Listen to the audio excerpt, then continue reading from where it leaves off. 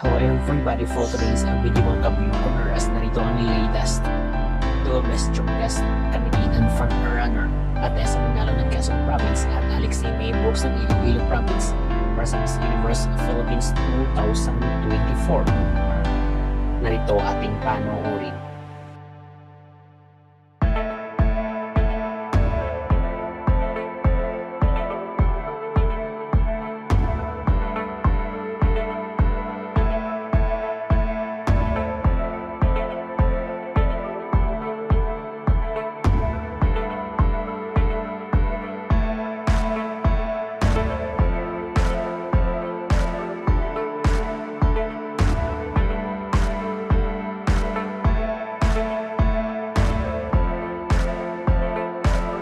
Mga Bioconeras, don't forget to hit the notification bell para updated kayo lagi sa aming mga bagong videos.